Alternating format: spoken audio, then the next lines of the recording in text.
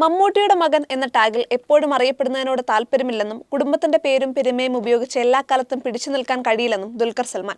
മമ്മൂട്ടിയുടെ മകൻ എന്ന വിശേഷണം മറ്റു ഭാഷകളിൽ ഇല്ലാത്തതിനാലാണ് മലയാളം ഒഴിവാക്കി അത്തരം സിനിമകൾ കൂടുതൽ ചെയ്യുന്നതെന്നും താരം പറഞ്ഞു. പ്രശസ്ത സിനിമാ നിരൂപകനായ ഭരദ്വാജ് രംഗരുമായി ദുൽഖർ ഒരു വർഷം മുൻപ് നടത്തിയ അഭിമുഖത്തിന്റെ ചില ഭാഗങ്ങളാണ് ഇപ്പോൾ സമൂഹമാധ്യമങ്ങളിൽ വീണ്ടും ഉയരുന്നത്. മമ്മൂട്ടിയുടെ മകനായിരിക്കുമ്പോഴും ദുൽഖർ സൽമാനായി എന്നെ അംഗീകരിക്കുന്നതാണ് എനിക്കിഷ്ടം.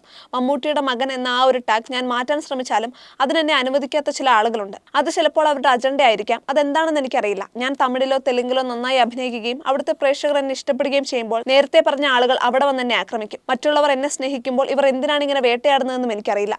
എത്ര സ്നേഹവും സ്വീകാര്യതയും ലഭിച്ചാലും അതൊന്നും പൂർണ്ണമായി ആസ്വദിക്കാൻ ഞാൻ എന്നെ അനുവദിക്കാറില്ല. കാരണം അതൊരു മോശം ശീലമാണെന്നും എന്റെ മാനസികാരോഗ്യത്തിന് നല്ലതല്ലെന്നും എനിക്കറിയാം. എന്റെ പിതാവിന്റെ മകൻ ആണെന്നതിൽ വളരെയേറെ അഭിമാനിക്കുന്നയാളാണ് ഞാൻ. എന്റെ കുടുംബത്തിന്റെ പേരിൽ അറിയപ്പെട്ട് ആ രീതിയിൽ സിനിമ ചെയ്യാൻ ഞാൻ ആഗ്രഹിക്കുന്നില്ലെന്നും ദുൽഖർ പറഞ്ഞു.